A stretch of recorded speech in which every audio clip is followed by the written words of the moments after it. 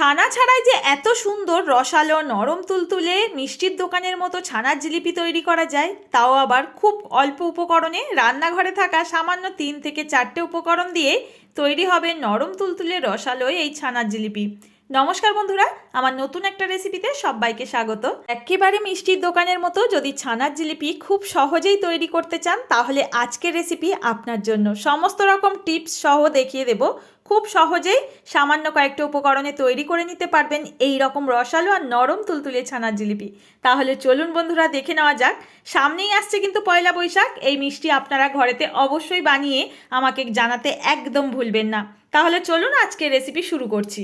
আজকের এই রেসিপির জন্য প্রথমেই একটা গ্যাস ওভেনে কড়াই বসিয়ে দিয়েছি। হাফ বাটি মাপ করে সুজি, সামান্য 1 চিমটি লবণ আর 1.5 বাটি পরিমাণে দিয়ে দিলাম জল। এবার এই সুজিটাকে কিন্তু এখানে জাল করে একদম সিদ্ধ করে নিতে হবে। এখানে কোনো রকম আর কিছু অ্যাড করার প্রয়োজন নেই। সামান্য এই সুজিটাকে শুধুমাত্র আমাদের সেদ্ধ হয়ে যাওয়া পর্যন্ত অপেক্ষা করব। যখন দেখবেন এইরকম কড়াইয়ের গাটা একদম ছেড়ে ছেড়ে আসছে, তখনই এই ডোটাকে আমাদের নামিয়ে নিতে হবে। সুজি কিন্তু একদম রান্না হয়ে গেছে, দেখতেই পাচ্ছেন। পুরোপুরি যতক্ষণ না সেদ্ধ হচ্ছে ততক্ষণ কিন্তু এইভাবে নাড়াচাড়া করে নেব। আর এই সময় গ্যাসের ফ্লেমটা একদম লো টু মিডিয়ামে রেখে রান্না করবেন, তাহলে দেখবেন সুজি খুব ভালো মতো সেদ্ধ হয়ে যাবে। এখন আমি এই সুজিটা রেডি হয়ে গেলে নামিয়ে নিচ্ছি, সাইডে রেখে দেব। আর মিষ্টির জন্য একটা ডো তৈরি করে নেব। তার জন্য একটা বড় পাত্রের মধ্যে ওই একই বাটি মাপ করে নিয়ে নিচ্ছি 1.5 বাটি পরিমাণে ময়দা আর 2 টেবিল স্পুন পরিমাণে কর্নফ্লাওয়ার। কর্নফ্লাওয়ার দেওয়ার জন্য মিষ্টির গাটা একদম ফাটল আসবে না, খুব সুন্দর একটা কালারও আসবে। এবার দিয়ে দিচ্ছি 1 টিস্পুন পরিমাণে বেকিং পাউডার। আমরা কেকে যেটা ব্যবহার করে থাকি, মিষ্টিটা ফোলাতে সাহায্য করবে ভেতর থেকে। এবার এখানে দিয়ে দিলাম 25 গ্রাম মতো গুঁড়ো দুধ। গুঁড়ো দুধটার পরিমাণ বাড়িয়ে কমিয়ে নিতে পারবেন, তবে গুঁড়ো দুধ যত পরিমাণে বেশি দেওয়া হবে মিষ্টি তত ভালো হবে। সমস্ত শুকনো উপকরণগুলোকে খুব ভালো করে মিশিয়ে নেব। তারপরে 1 টেবিল স্পুন মতো ঘি নিয়েছি।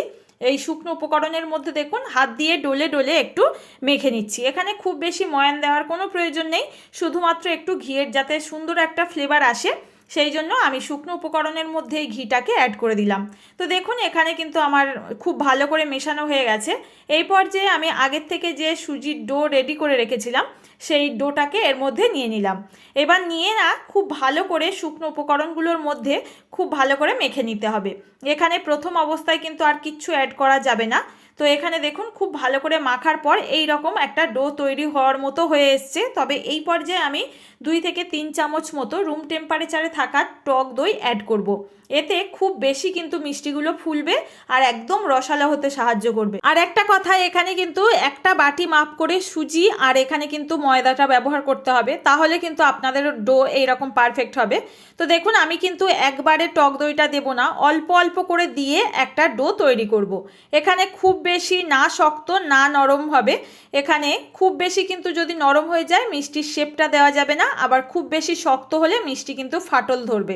তো দেখুন এখানে কিন্তু অল্প অল্প করে দিয়ে আমি একটা এরকম ডো তৈরি করে নিয়েছি। এখানে কিন্তু আমার হাফ বাটির কম দই লেগেছে, খুব বেশি কিন্তু দই লাগেনি। ডোটা আমাদের কিন্তু একদম রেডি হয়ে গেছে। এই পর্যায়ে আমি 10 থেকে 15 মিনিটের জন্য ডোটাকে ঢেকে রেস্টে রাখবো। আর এই সময় আমরা মিষ্টির জন্য চিনির শিরাটা তৈরি করে নেব। তার জন্য কড়াইয়ের মধ্যে দেখুন 1.5 বাটি পরিমাণে আমি এখানে চিনি ব্যবহার করছি। এবার দিয়ে দিচ্ছি 1.25 বাটি মতো জল। জলের পরিমাণটা একটু বেশি দেব আর এখানে চিনিটা তার থেকে একটুখানি কম দেব। এবার একটা এলাচ সুন্দর একটা ফ্লেভারের জন্য ফাটিয়ে দিয়ে দিলাম।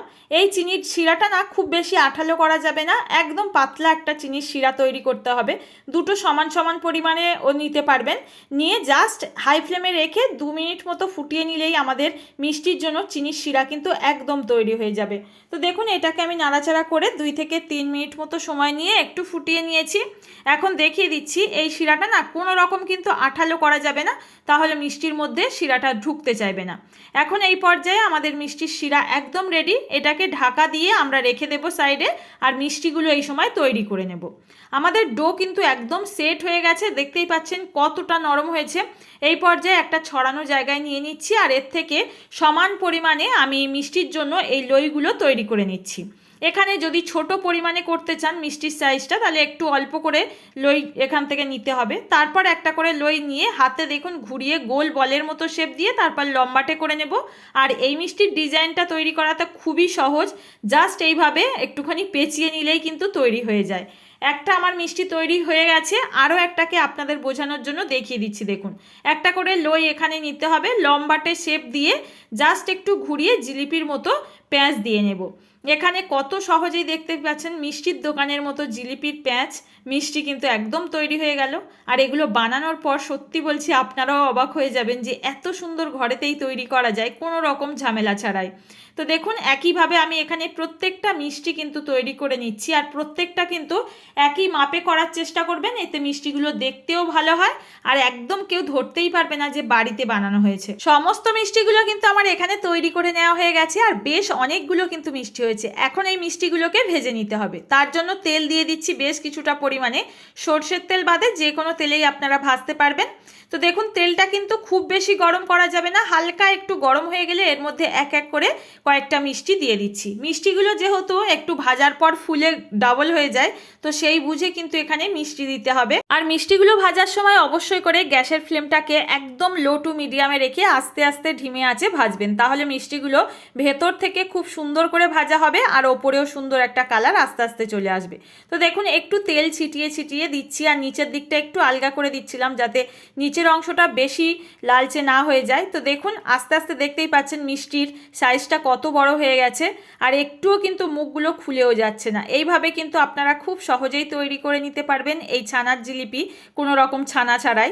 তো দেখুন, এপিট ওপিট উল্টে পাল্টে কিন্তু একটু সময় নিয়ে ভেজে নিয়েছি, যতক্ষণ না এরকম সব দিকে সমান গোল্ডেন এইরকম লালচে কালার হয়ে যাচ্ছে।